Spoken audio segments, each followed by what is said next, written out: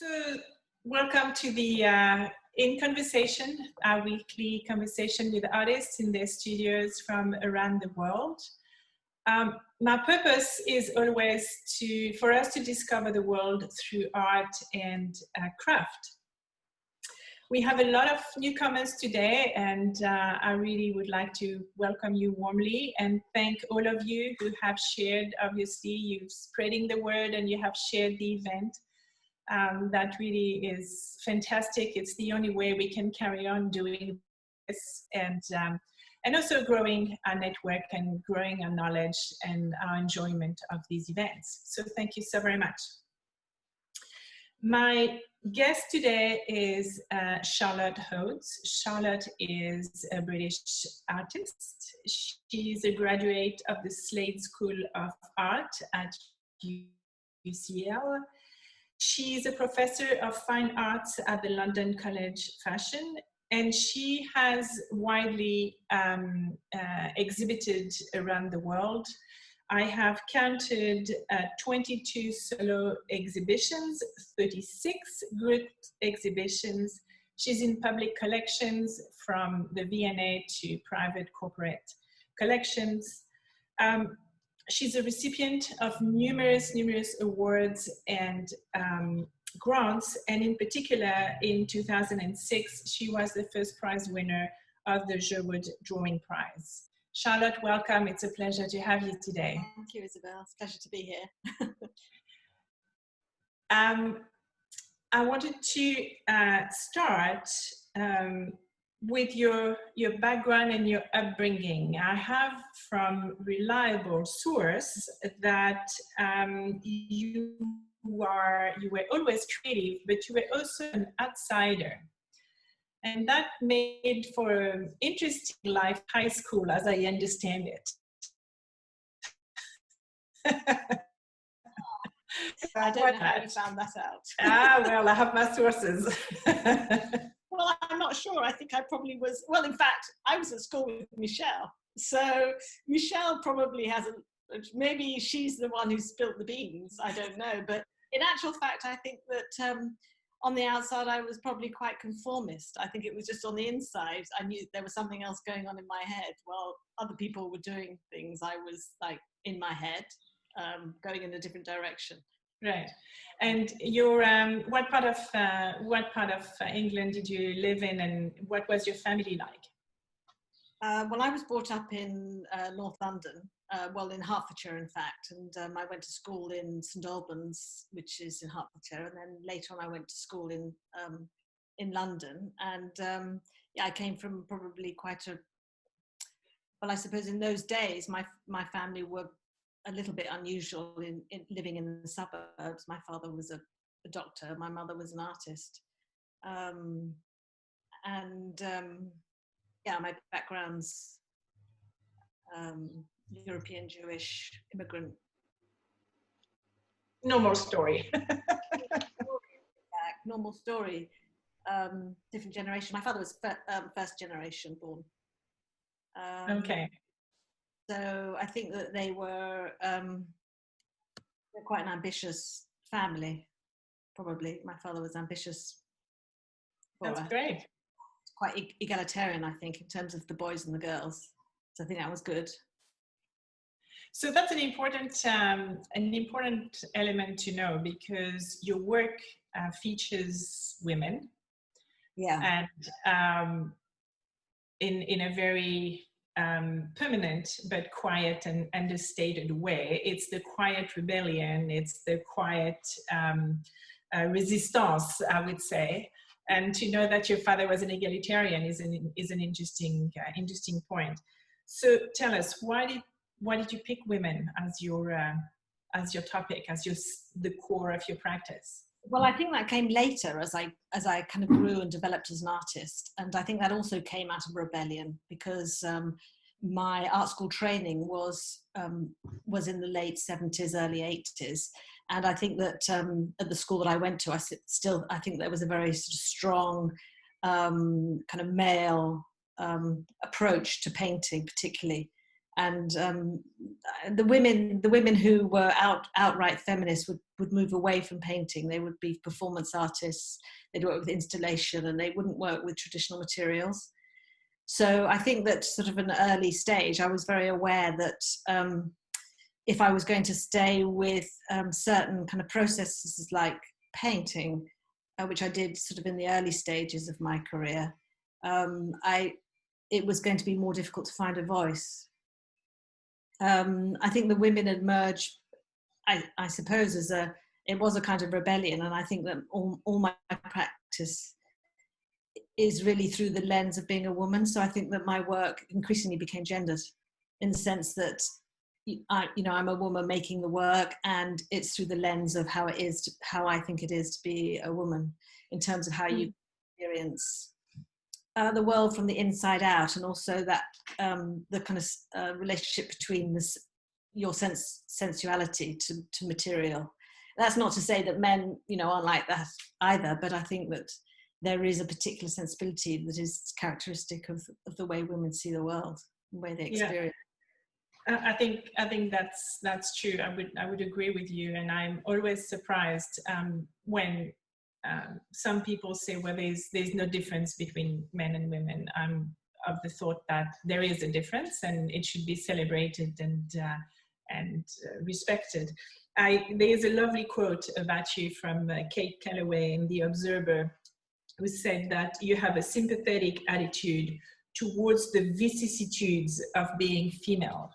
And I think that's a lovely way to describe your work. Who were or who are the strong women in your life? Well, that's interesting. I mean, my mother, being an artist, obviously had a kind of significant impact on me. But it also is quite challenging in a way, probably for my mother, but also being the daughter of an artist, I think could be quite challenging, probably both ways. But I think it's, ultimately it's a good thing. In terms of people, I think Paula Rego had a big impact on still does, has had a huge impact on my life. She taught me at the Slade, and we became friends at the Slade, partly because she was also felt quite probably ambivalent about teaching. So it was more like chatting to another artist rather than sort of being taught. And I think that was also part of the education that we had at the Slade, where you learned by osmosis. Nobody really came in and taught you or gave you a tutorial. The tutors just sort of hung around. So Paula was there. She just came in, had a coffee, and then went away again. So it was very informal. So Paula had a big impact on me throughout my life, and my husband printed a lot of her etchings, because we had an etching studio when we first began, when we both left college. And so we were kind of very involved with her as she developed as an artist. The other person who was very important to me, in terms of my career and development, was a kind of doyen of the arts called Janice Blackburn, who's really built and supported careers of many kind of young artists. And she scooped me up, particularly at the time when I was making work at Spode, at the ceramic factory. And she was enormously supportive. And I participated in quite a lot of exhibitions that she organised. And then the third person is probably Dame Rosalind Saville, who was in 2007 when I worked at the Wallace Collection. She was the director of the Wallace Collection for many years, and I spent 2 years as associate artist. In fact, the first associate artist there at the Wallace Collection, and she was amazing to work with, and amazingly powerful woman. Yeah. Well, that's yeah. We all need these women in our lives. I think women need women. The sooner women understand that, the better it is for everybody's life. Role model. Yeah, definitely. We're going to go through some of your exhibits. I have to say, I had a huge challenge in selecting what we were going to talk about today. And through that, we're going to discover your process, which is a really important part of your practice. I'm going to share my screen now, and we're going to start with Can everybody see this image? Can you see this? Charlotte, can you see that? Yeah, it's fine. Yeah, I can see. Okay. So this is your exhibit called After the Taking of Tea. It's more than an exhibit, it's an installation. It is 251 pieces of ceramics, jugs, plates, teacups. It would be lovely if you can tell us a little bit about how this exhibit came about, that piece of work, installation came about, and then we're going to go through some of the various pieces of it. So that's an overview of it. I just wanted to say, because I got confused, what we see on the wall in the background there is a different piece of work. All we are talking about right now is what is on the table. So it's this piece. Yeah. Let's tell us a little bit about it. Give us the background and how it came about and what the message is, and then we'll go into specific elements of it. Yeah, of course. I mean, After the Taking of Tea was, in fact, started with a conversation with Andrea Harari from Jagged Art. And we were talking about doing a project in Argentina, and we were talking about the Decorative Arts Museum in Buenos Aires. And so, although that was a tentative plan, I got really excited about the place because it's an very early 20th century building, but they also have 18th century decor in the building, and it was a private house. And so, although it wasn't the same as the Wallace collection, it actually had echoes of the kind of historical 18th century design that. And I thought that was a very interesting kind of way to start a new project. I just want to interrupt you because you've mentioned the Wallace collection twice. I think it's a good time to share what you did there, because we can't show everything. Let's talk about it now. Yeah, I'll just give you an overview. I was 2 years at the Wallace collection as an artist in residence. Well, I wasn't really an artist in residence because there was nowhere to be resident. So I was really associate artist. And I worked, I researched the 18th century French paintings, particularly the Watteau paintings, the Fête Galante paintings, and also the Sèvres porcelain, the 18th century Sèvres porcelain, which I was very fortunate that Rosalind Saville, the director who I mentioned before, is one of the world's experts in Sèvres porcelain. And so I used this sort of period and some of the qualities of the work in that period to develop a new body of work, which included ceramics and paper cuts. And so when I came, going forward to this piece After the Taking of Tea, because I had sort of worked at the Wallace collection and responded so much to the kind of historical kind of context, I was really interested in the context of this building in Buenos Aires. But so I used notions and also aspects of and characteristics of that building and of the idea of sort of 18th century taking of tea to develop this new piece. But it was also thinking about the customs and the manner of taking tea. But my piece is actually quite large, so you wouldn't normally have a kind of tea set that was sort of so large. So that's the first thing, it's kind of too large for taking of tea. But also my figures and my women sort of walk through, make their way across the plates and across the crockery. They kind of journey along it and through it, and they also are standing on teacups and looking down from standing on plates and looking over. And so they are, in a sense, sort of disrupting the very image that of taking of tea that one would expect to have, whereas sort of genteel ladies sort of sipping tea. Yeah, your women are always irreverent, and they also, it seems to me, you try to bridge the gap between, or the time between what was in the past and how women were seen, or our perception of what women should be doing and who they are, and what is happening now, and showing that now women are to a certain extent, able to be more irreverent. Is that is the message that we are freer now? Is that what it is? Is this an encouragement? Is it? Yeah, well, yes, I think it's a very good point, actually. I mean, lot of my projects start with kind of historical elements, and I think it is true that the women sort of are, there's a nod to the history of how women were represented, and there's an acknowledgement of how they were depicted in painting and on sculpture. Because, I mean, women, for example, women are, I mean, in decorative arts, women are often sort of holding up candlesticks, leaning against clocks.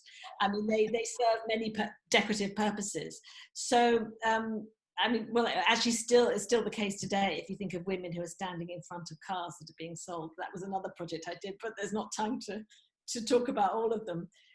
So yes, I think you're right. It's partly acknowledging of how women were represented, but also trying to propose various ways that women can present themselves now, but also continually undermining how you are meant to be represented or how you were represented.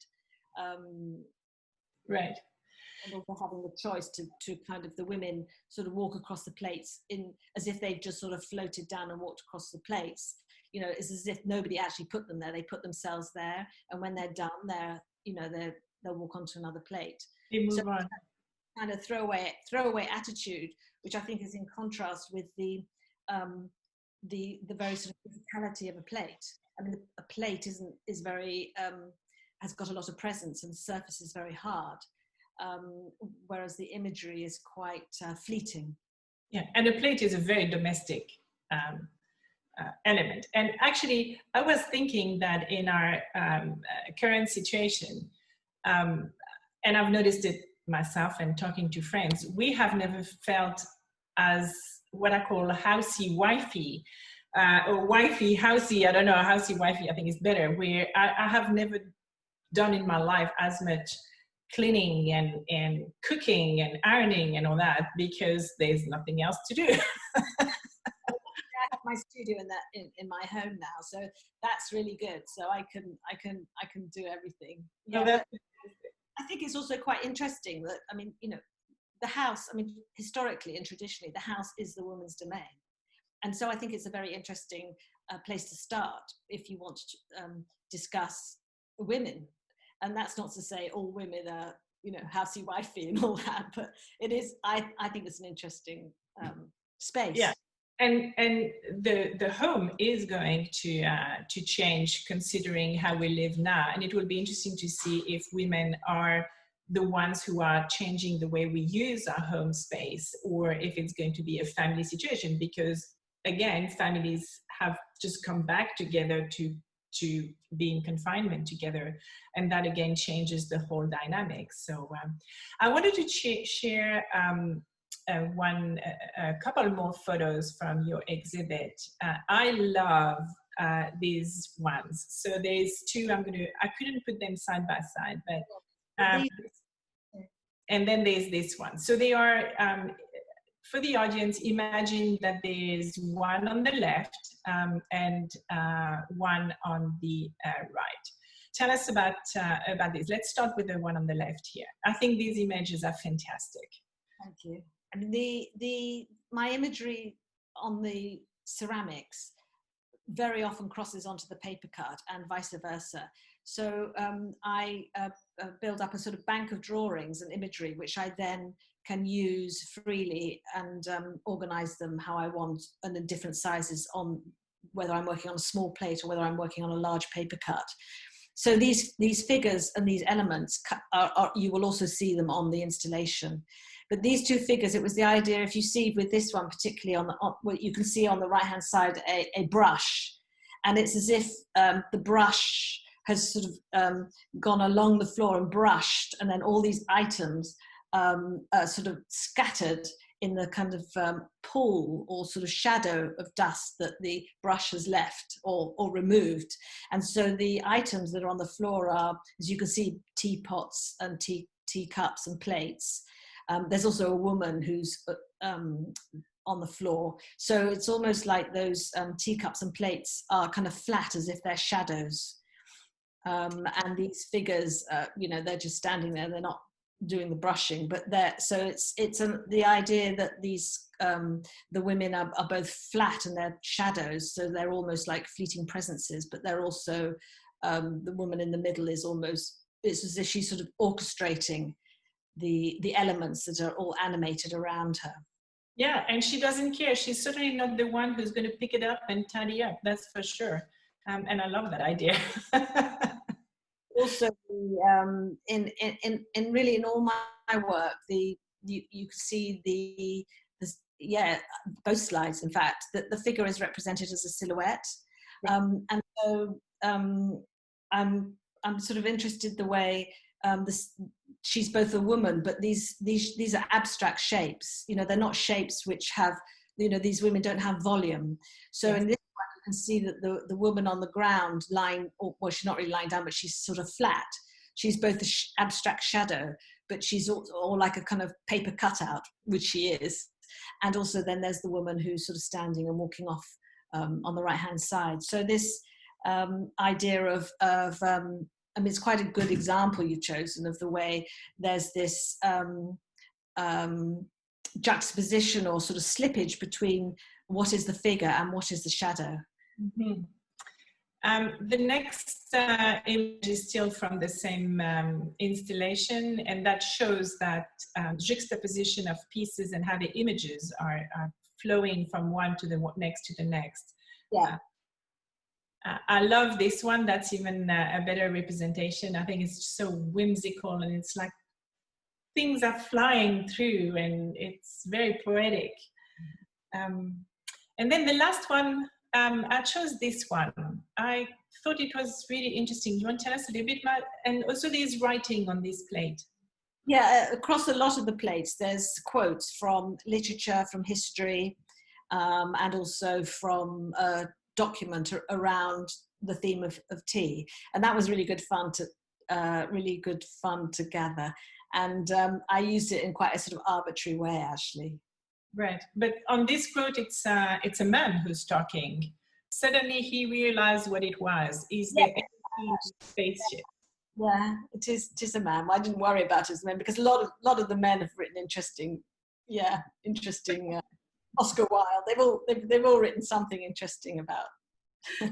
A lot about tea, women taking tea. That's right.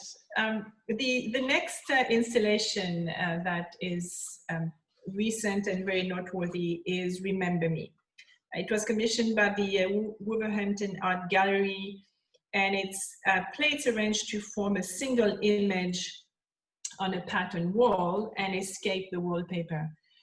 Take us into that exhibit before we look at images. Yeah, well, that's as you say, is a wall frieze, and and again in a similar way, the kind of women make their way across vessels, I titled it "Remember Me" because that's taken from the lament by Dido sings in the Purcell opera Dido and Aeneas. Mm-hmm. And I wanted this sense here that you walk from the left-hand side and you make your way, you journey through the frieze to the other end. And I wanted this sense that, again, the woman was journeying through the plates and through the frieze and out the other end. And in fact, the last image of the woman, which in fact we don't have a detail, but she's lying on top of a vessel, which is actually some of the vessels are medical vessels, scientific. So she's lying sort of on top of it, sort of quite inert. Where they're there, you can see the vessels, the scientific vessels. Right. Lying on the yellow figure at the top, she's lying on top of the conical vessel. Right. Sorry, go ahead.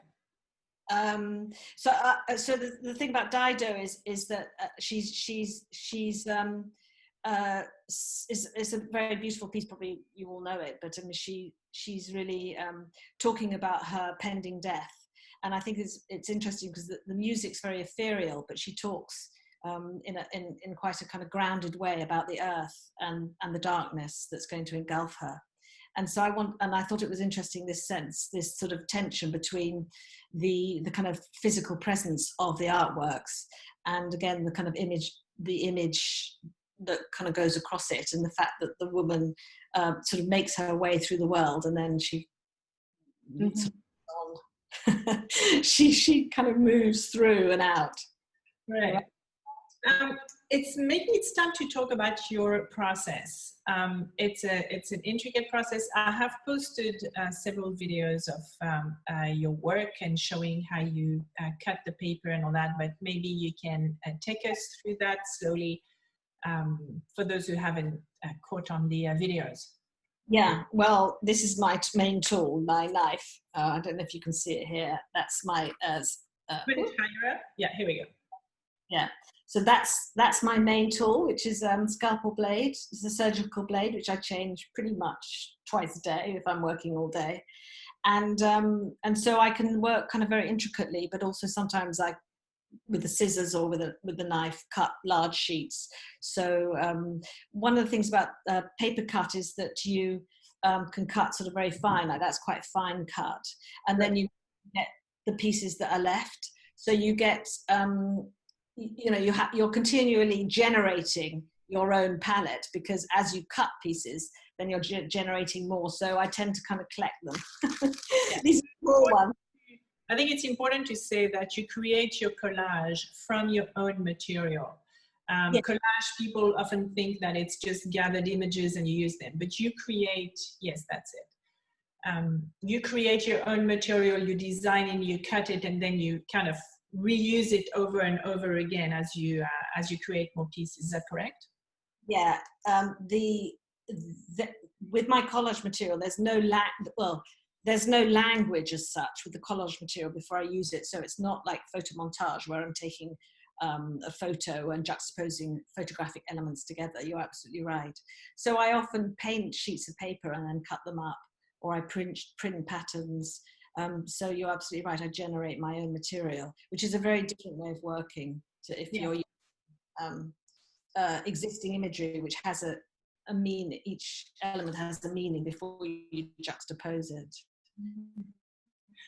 So you create the, and then what happens to it? Once you've created the pattern, you apply it to the plate, or what's the next step? The process of working on ceramic and working on paper is very similar. So obviously, it's easier to sort of understand it working on paper, like on paste.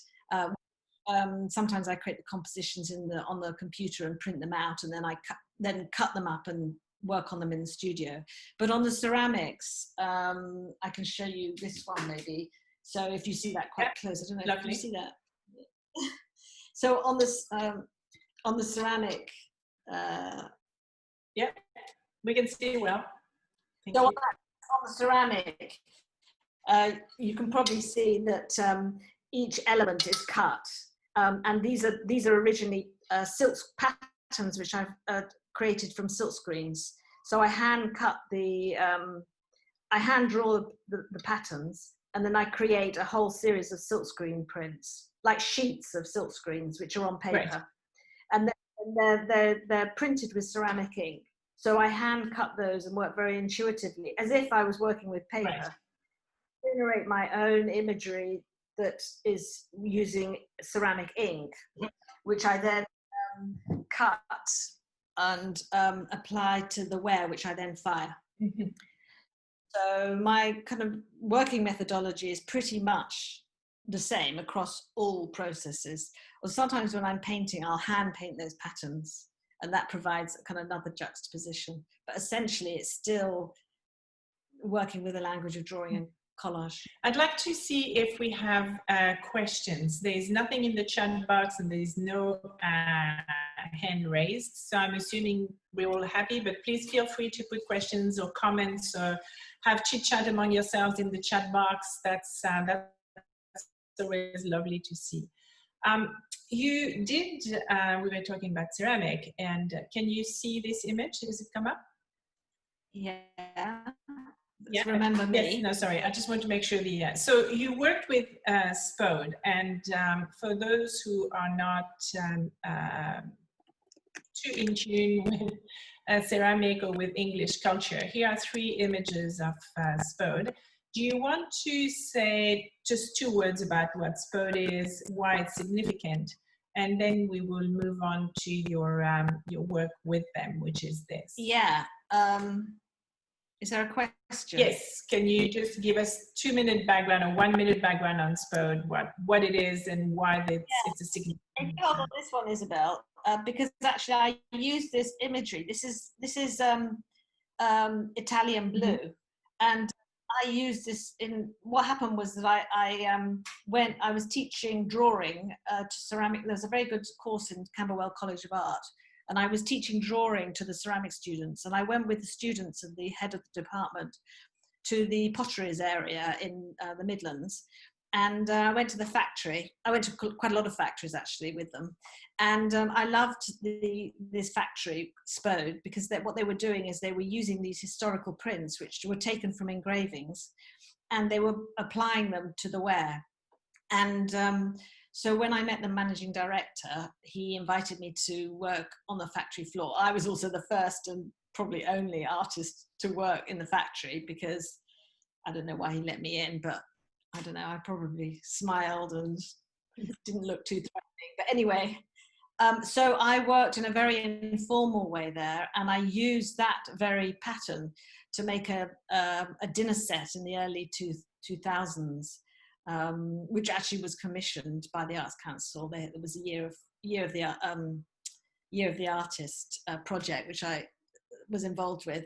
And what was so interesting about Spode, and it had quite an impact on my work following, was that you have these beautiful historical transfers which all made from engraving, and I had myself done quite a lot of printmaking. So you have these engraved prints which get applied to the ware, and then in the factory you have kind of rooms, warehouses full of blank ware.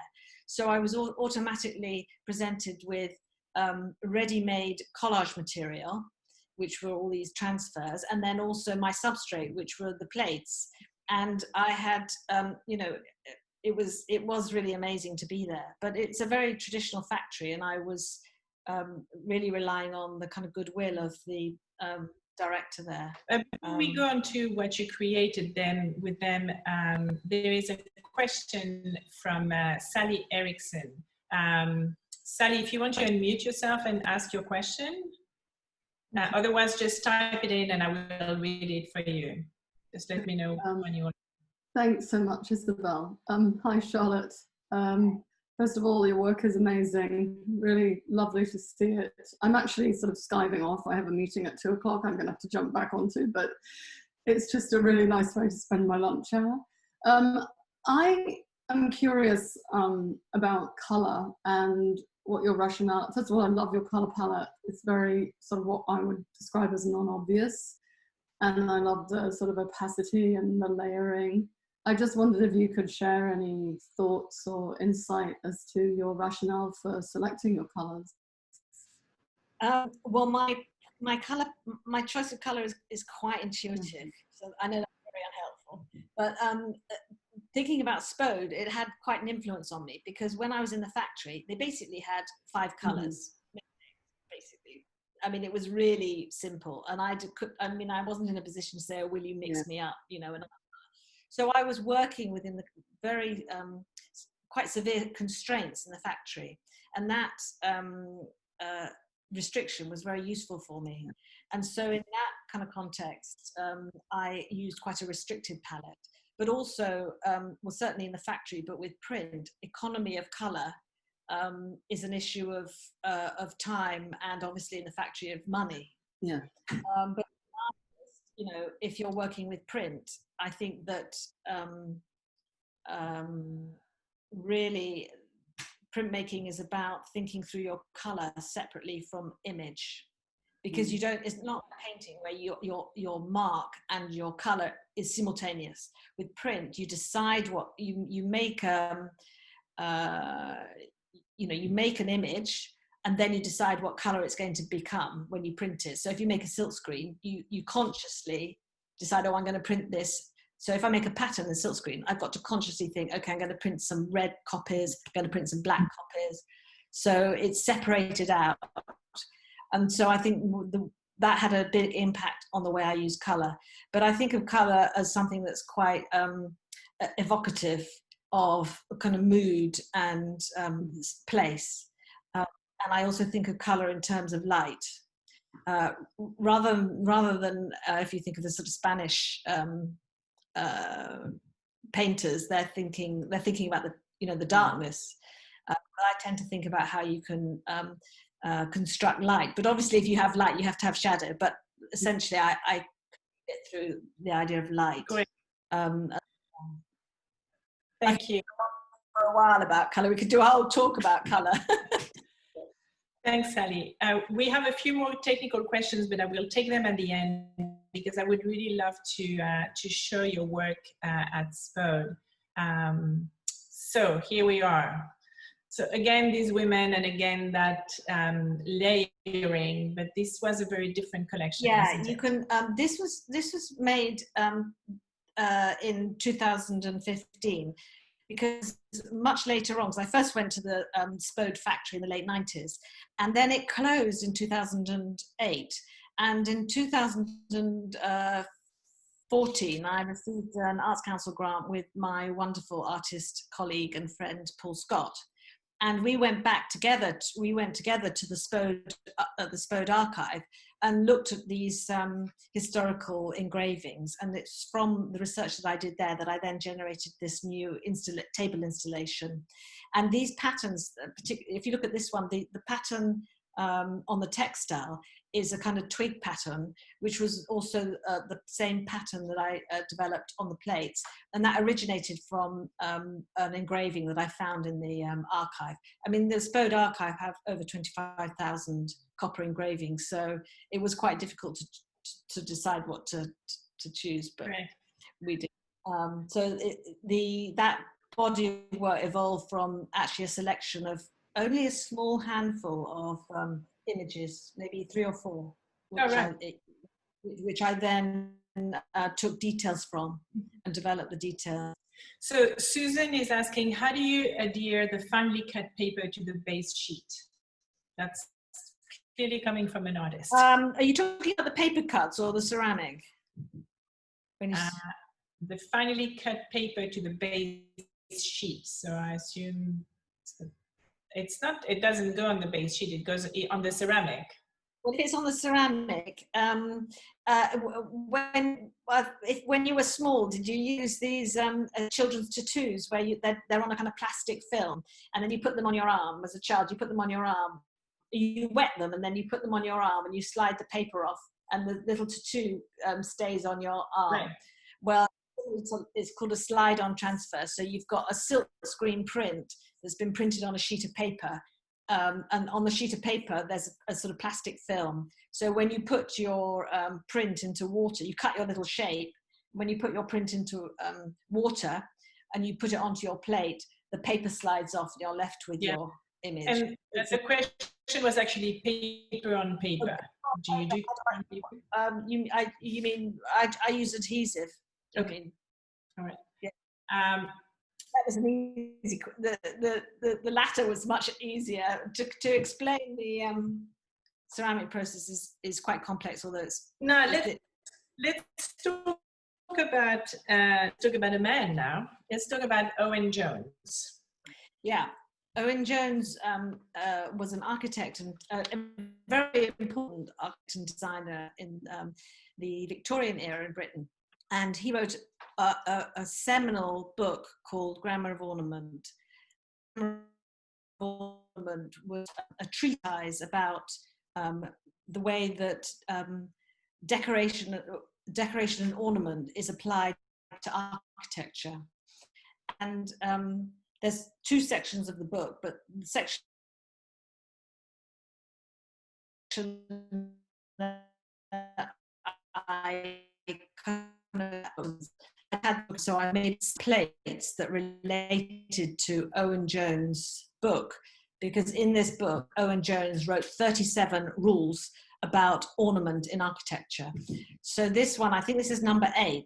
I don't recall the name. Number 14, and I'm going to read the proposition it's proposition 14. I'm going to read what Owen Jones said about that, and then you can give your interpretation of it. Color is used to assist in the development of form and to distinguish objects on parts or parts of objects from one another.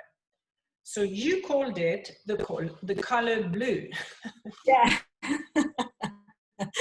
Well, I mean, some of these paper, what I did in each kind of rule is that I dropped in my female figure, and I wanted to give this idea that this woman was coming along and kind of disrupting all the rules. Like, he had 37 rules that, and you had to stick by them. So I wanted this sense that you could kind of do what you want with them, but because also there was a very sort of strong hierarchy in terms of what was important, what's not important, and a value. And I wanted to disrupt that sort of idea of hierarchy.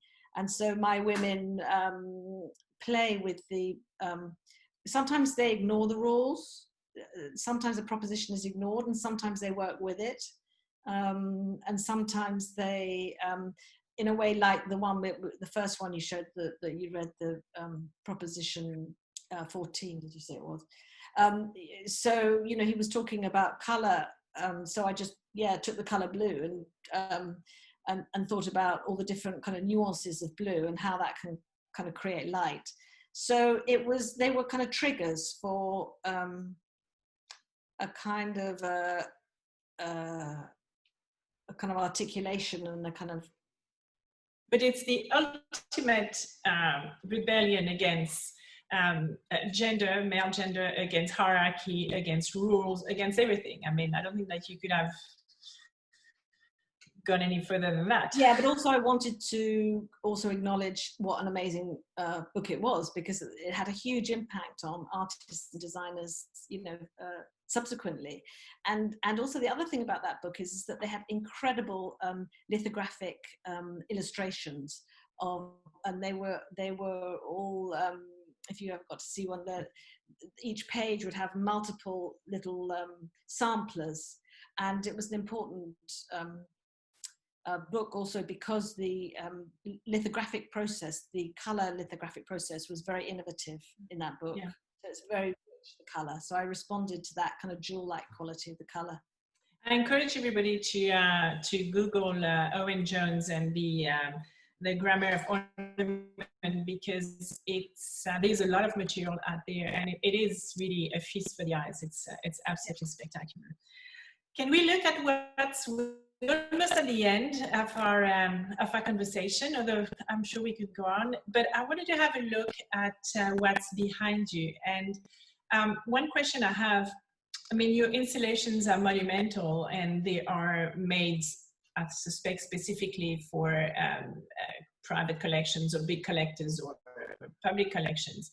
It's not like we can just walk to the museum and buy one of your vases, but you do create some pieces that more modest collectors can acquire. Can you tell us a bit about that with these the vases that you have behind you? Yeah, this isn't very big. This is actually, yeah. Can you see that there? Right. So that's got fired color, but I also hand painted on it. So I don't always work on large installations, and even when I work on the large installations, I always do kind of a number of sort of spin-offs that sort of come around it. So with the piece, this Spode piece, the table piece we were talking about, like, so this is a jug that was completely separate from, it's got the same patterns and the same motifs, but there was a group of jugs that I made. Okay. So I often work on sort of small groups, or this is a little one. Yeah. And where can we find your art? Who is representing you? Well, in London, I work with Andrea, Jagged Art. And Andrea is here, aren't you, Andrea? Yes. Hi. Yeah. So we just connect with Andrea, and then we can do that. Okay, that's very well. And what have you got coming up? Well, I have one show that is on. Well, in fact, it's not on because of COVID-19, but I think it'll open again quite soon. And that's in a wonderful, beautiful historical house called Hestercombe in Somerset. And that's an installation. That is actually after the taking of tea, because that installation that we started with has been touring. So it's in Hestercombe, and I'm sure it'll reopen fairly soon. I don't want to forget, I said I would take the technical question. Someone with letters and numbers in their ID is asking, when doing paper cuts, do you use a specific sort of paper?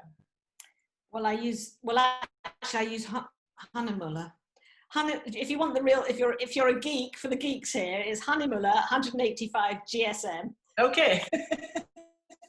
I use anything heavier and I'm cutting that sheet of paper for a long time, then my hands just like it's agony. So my round sheets tend to be that, although obviously I'm working with all different coloured papers and everything else. Okay. Well, thank you so very much. It was absolutely fantastic. I think that you've captivated everybody because we had no questions. I think everybody was hanging to each one of your words. Thank you so much.